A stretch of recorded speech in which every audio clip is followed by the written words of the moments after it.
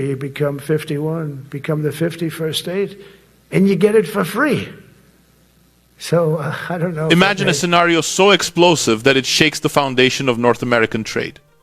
In the midst of an intensifying trade war between the United States and Canada, a full nationwide consumer backlash erupts after President Donald Trump publicly refers to Canada as the 51st state of America. In this situation, anger spreads rapidly, retailers feel the pressure, and Canada's largest supermarket chains collectively decide to stop selling every American apple on their shelves. Canada depends on American apples for well over half of its yearly supply, especially during winter and spring when domestic orchards cannot meet national demand. Removing American apples entirely would force Canada into far more expensive import routes from distant suppliers, driving food prices sharply upward. At the same time, this hypothetical boycott would deliver a direct hit to one of the United States' most vulnerable agricultural sectors, threatening hundreds of millions of dollars in annual export income and destabilizing orchard economies in Washington State, Michigan, New York, and Pennsylvania. But this is only the beginning of the theoretical fallout. Listen until the end, because if this imagined boycott ever became reality, the hidden impact on the United States would shock even Washington itself. In this escalation, the economic chain reaction inside the United States would unfold with surprising speed. Apple-producing states have long operated on narrow profit margins, heavily dependent on predictable export flows to maintain financial stability.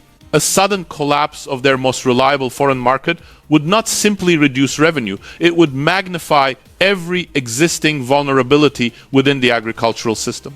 Orchards that already struggle with rising labor expenses, higher energy costs for refrigeration, and increasingly volatile weather patterns would face an immediate oversupply crisis, forcing prices paid to growers into a steep and potentially unsustainable decline.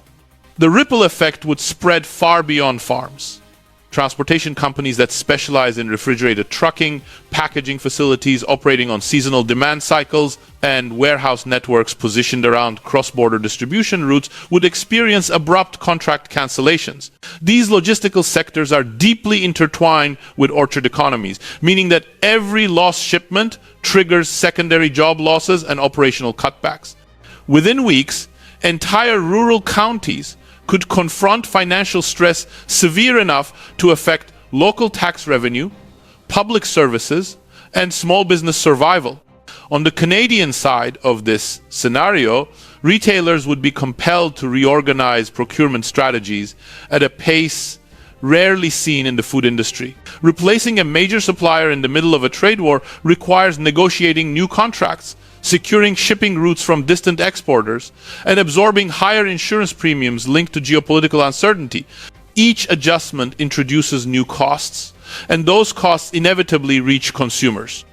Yet, the most consequential part of this crisis is not the immediate disruption. It is the signal that such a dramatic boycott would send to global markets about the fragility of United States agricultural exports.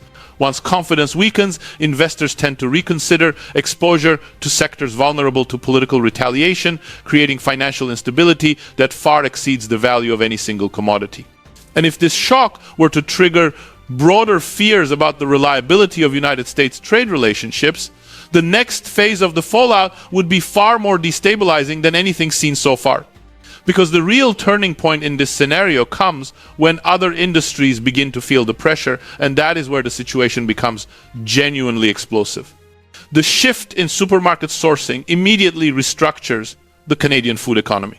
Importers redirect purchase orders towards suppliers in Chile, New Zealand, Italy, and Poland, creating a surge in long-distance shipments that were never designed to replace the established North American flow. Every additional kilometer of transportation increases freight costs, insurance premiums, and spoilage risk. These adjustments raise wholesale prices sharply, and retailers face escalating operational expenses that cascade through distribution systems already under strain from global inflation. Canadian consumers feel the impact at the household level. Prices for basic fruits rise at a pace significantly faster than the national inflation rate, tightening budgets at a time of elevated living costs. School nutrition programs, which depend on predictable pricing for fresh produce, encounter funding gaps. Food banks report rising demand and reduced availability of fresh items because replacement imports arrive irregularly and often at higher procurement costs. The effects are even more pronounced in rural provinces where transportation networks are long and sparse. Communities in the Atlantic region, Northern Ontario, and the prairie provinces face the most severe supply volatility. With shipping distances lengthening and logistics firms prioritizing dense urban populations, smaller towns receive fewer deliveries and experience longer restocking delays. This uneven distribution sharpens regional disparities, creating pressure on provincial governments to intervene. At the national level, Canada accelerates discussions on strengthening domestic orchard capacity. Farmers' associations push for expanded cold storage investments, subsidies for orchard renewal, and the introduction of high-yield varieties capable of extending seasonal availability. Policymakers view the disruption as evidence that reliance on a single foreign supplier exposes systemic vulnerabilities. As a result, several provinces consider fresh incentives to scale up local production, signaling a structural change that could permanently reshape North American agricultural dynamics. Yet even these shifts fail to match the pace of developments unfolding on the southern side of the border. The repercussions emerging inside the United States extend far beyond the agricultural sector and begin redrawing political, financial, and industrial calculations in ways few analysts anticipated. Inside the United States, the economic consequences widen rapidly. Orchard counties experience a sharp contraction in farm gate prices, leading to workforce reductions and financial stress across multiple industries tied to the agricultural supply chain. Cold storage operators, trucking companies, packaging manufacturers, and fertilizer suppliers all feel the decline in demand. Since these sectors rely on seasonal volume shifts, a sudden and prolonged disruption undermines profitability and forces many firms to suspend operations, consolidate routes, or reduce staffing. The financial markets begin reacting as well. Analysts revalue companies with significant exposure to cross-border agricultural exports. Lower projected sales and unstable supply relationships increase investor caution, prompting sell-offs in firms that depend heavily on Canadian purchasing power. Insurance companies re-evaluate risk models for agricultural exporters, raising premiums for businesses whose revenue streams appear sensitive to geopolitical tensions. Political pressure intensifies in Washington. Legislators from affected states urge federal agencies to respond decisively, framing the crisis as evidence that the agricultural heartland has become collateral damage in a deteriorating bilateral relationship. Lobbying groups demand policy intervention, including financial relief packages, targeted subsidies, and renewed negotiations aimed at stabilizing export channels. The United States Department of Agriculture begins examining emergency measures to support growers who face steep revenue declines. At the same time, other American industries observe the disruption carefully. Manufacturers of dairy, beef, processed foods, household goods, and beverages recognize that consumer-driven actions in Canada can spread quickly across product categories. Companies with a large market share in Canadian retail begin preparing contingency plans, diversifying export destinations, and adjusting sales forecasts. The realization emerges that a single shift in Canadian consumer behavior can trigger nationwide consequences inside the United States, challenging assumptions that the northern market is permanently stable and politically insulated. International observers interpret the situation as a sign of shifting leverage within North America. Trading partners in Europe and Asia reassess the reliability of United States agricultural exports and begin questioning whether political volatility in Washington poses long-term risks for business partnerships. Competitors take advantage of the opening, strengthening their presence in Canada and other markets traditionally dominated by United States suppliers. And yet, all of these developments only hint at a larger transformation underway. The next stage of the fallout does not originate in economics alone, nor in political retaliation, nor in supply chain restructuring. The most consequential shift comes from a direction Washington has consistently underestimated, and once this part unfolds, the economic shock facing the United States becomes far more severe than anyone expects.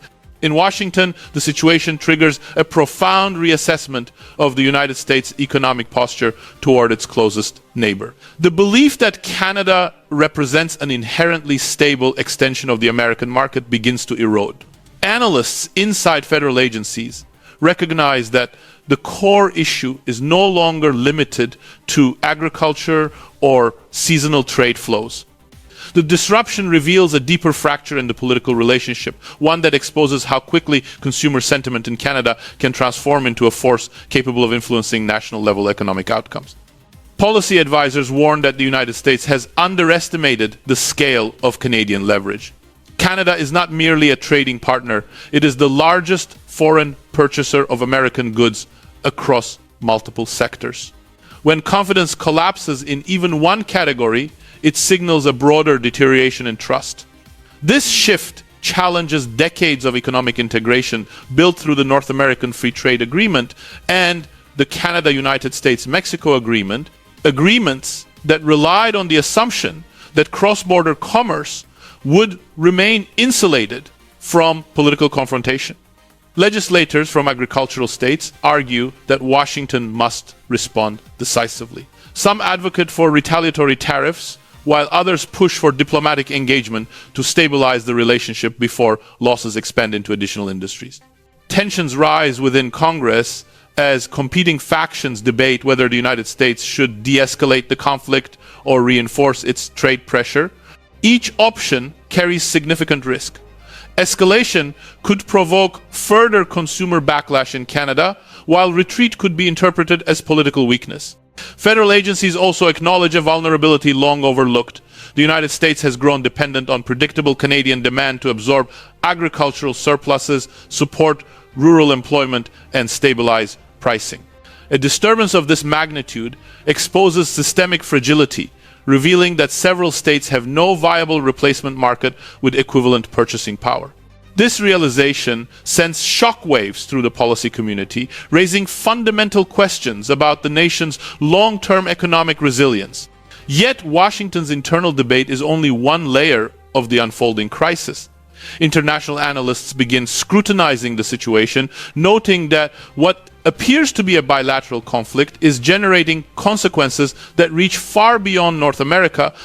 Across Europe, Asia, and Latin America, policymakers and investors assess the deterioration of United States and Canada trade relations as a signal of weakening American economic influence.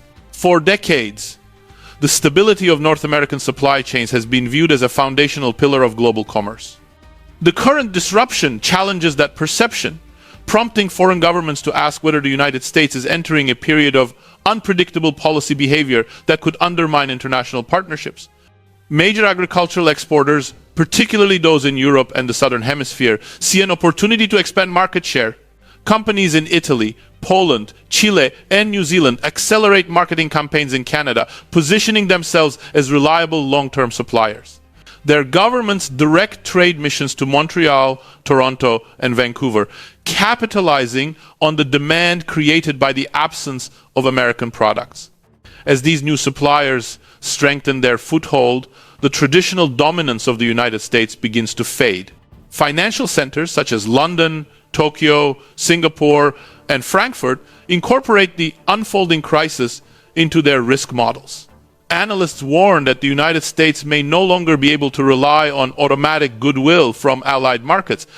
Investor sentiment shifts toward caution, particularly in sectors vulnerable to consumer-driven retaliation. Funds with exposure to United States agricultural exporters begin reallocating capital to regions perceived as more stable, accelerating outflows that deepen the economic strain. Geopolitical competitors also observe the situation with strategic interest. Nations that have long sought to reduce American influence interpret the unrest as evidence that Washington's alliances are fraying. Media outlets in rival states highlight the conflict as a sign that the United States cannot maintain cohesion even with its closest neighbor. This narrative undermines American credibility abroad and complicates future diplomatic negotiations. While the international response grows more complex, one development stands out above all others. The disruption is no longer confined to crop yields, supply chains, or retail markets. it has entered a domain that touches the structural foundation of the United States economy itself. And once this next dimension becomes fully visible, the consequences for the United States expand far beyond trade, reaching into an area where the damage is significantly harder to reverse. Across Canada, policymakers, producers, and retail networks begin recalibrating long-term supply strategies. The disruption makes clear that reliance on a single external supplier places the national food system in a vulnerable position. As a result, federal and provincial agencies accelerate multi-year plans aimed at strengthening domestic orchard capacity. Programs are introduced to expand planting acreage, renew aging orchards, and support farmers in adopting high-density cultivation methods capable of producing significantly higher yields per hectare. Cold storage infrastructure becomes a priority investment. Provinces such as British Columbia, Ontario, and Nova Scotia identify strategic locations for new facilities designed to extend availability of locally harvested apples deep into winter and spring. These expansions allow Canada to reduce seasonal dependency and stabilize market prices. Research institutions collaborate with growers to develop new varieties that offer improved resilience, longer shelf life, and greater productivity in colder climates. Retailers adjust their procurement policies as well. Companies with national reach begin forming multi-country pipelines to ensure diversified supply, reducing exposure to political or economic disruptions originating from any single nation. Over time, these sourcing shifts promote the rise of alternative suppliers, particularly in Europe and the Southern Hemisphere, who aim to secure long-term contracts that replace volumes historically dominated by the United States. All these developments signal a structural transformation. Canada is building a food supply chain designed to function without leaning heavily on the American agricultural system. Once these investments mature, the previous level of interdependence between the two markets becomes increasingly difficult to restore. Yet, the long-term repositioning of Canada is only one half of the story. The more consequential developments are emerging within the United States itself, where economic pressures have begun to intersect with political risks in ways that challenge national stability. Inside the United States, analysts warn that the disruption signals more than a temporary economic setback. It carries the potential to reshape global perceptions of American reliability as a trading partner. The affected agricultural states confront the reality that their competitive advantage in the North American market is weakening.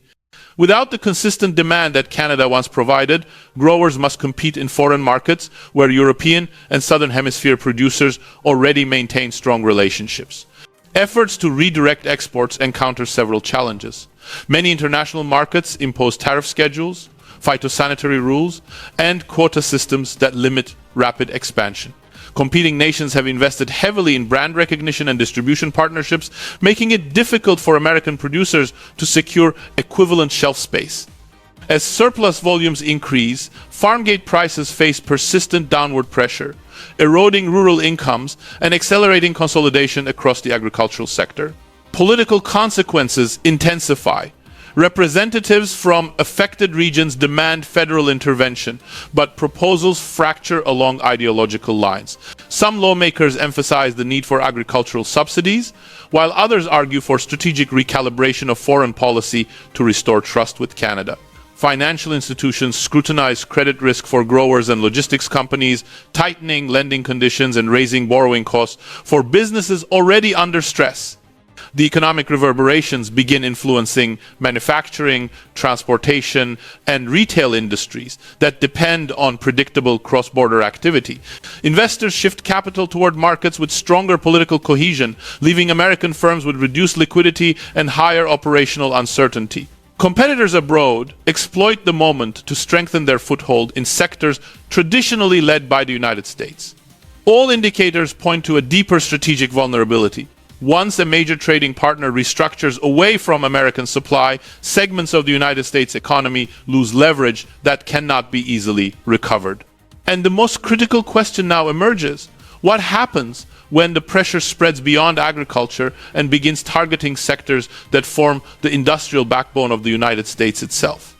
As economic tension intensifies, the shift in consumer behavior and trade patterns no longer remains confined to the agricultural sector. Industries across the United States begin to realize that the disruption represents a broader reevaluation of American economic influence. Companies involved in processed foods, beverages, dairy products, and household staples observe early signs of declining confidence in Canadian retail environments.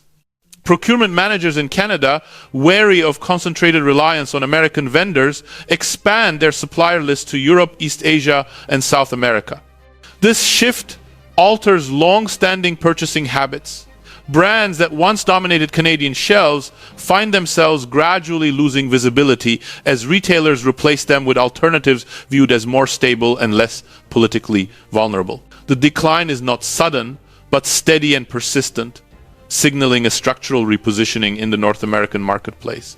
For manufacturers in the United States, this erosion of presence translates into lower shipment volumes, shrinking advertising impact, and reduced negotiating leverage in cross-border contracts.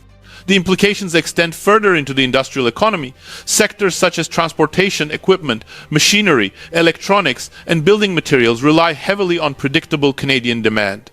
When confidence in American reliability weakens, Canadian businesses begin diversifying procurement even in categories not directly linked to the initial disruption. This reorientation affects supply chains across states like Michigan, Ohio, Illinois, Texas, and California, which depend on continuous high-volume commercial exchange with Canada. Financial institutions in both countries adjust risk assessments accordingly.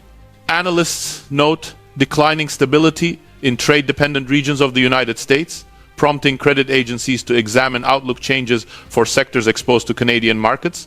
Bond yields in certain agricultural and industrial counties begin to fluctuate as investors seek clarity about long-term revenue prospects.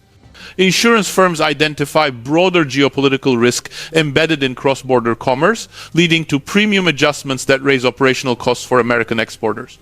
Through these developments, one reality becomes increasingly unavoidable. The disruption is no longer a matter of lost sales. It is reshaping competitive dynamics across North America in ways that diminish the influence of the United States and elevate the negotiating power of alternative suppliers around the world.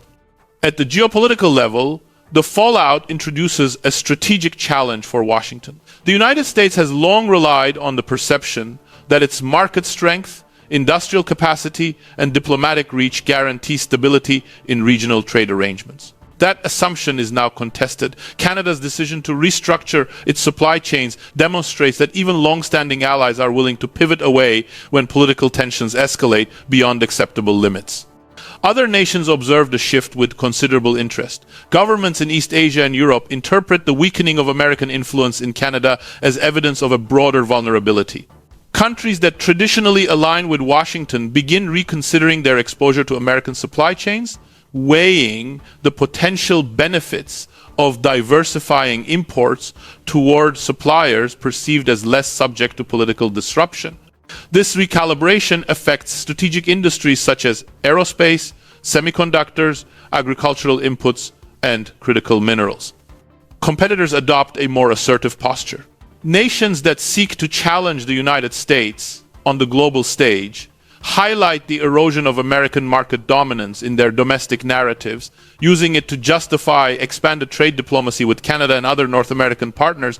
As external actors gain leverage, Washington's ability to shape rules, standards, and market norms across the region becomes increasingly constrained. These developments force American policymakers to confront a difficult truth. The commercial influence of the United States is not guaranteed by scale alone. It depends on trust, reciprocity, and predictable political behavior. When any of these elements fracture, even the most established trade relationships can destabilize in unexpected directions. And with multiple sectors now experiencing pressure simultaneously, the nation approaches a critical threshold. Because the final consequence emerging from this crisis is not economic, nor political, nor diplomatic. It is something far more fundamental about the future position of the United States in global trade, and its full impact becomes clear only in the concluding assessment. The central question was clear. If Canadian retail supermarkets boycott United States apples, would it create a trade shock significant enough to warn Washington? The answer is unequivocal yes. Such a development carries extremely severe consequences for American farmers and for the broader agricultural sector of the United States. The impact reaches far beyond the loss of a single export market. It strikes at the economic foundation of orchard regions that depend on stable cross-border demand. It weakens the financial position of growers already operating under rising costs and volatile weather conditions. It disrupts supply chains built over several decades and reduces the competitiveness of American produce in global markets. Most critically, it accelerates the erosion of trust that has long supported North America's integrated food system. If Canadian supermarkets remove United States apples from their shelves, the resulting shock would be felt across every level of American agriculture. And once that shock takes hold, the path to recovery becomes long, costly, and politically fraught. For more fact-based global analysis, economic insight, and coverage of major trade developments, consider subscribing to the channel. Your support strengthens independent reporting and informed discussion on global commerce.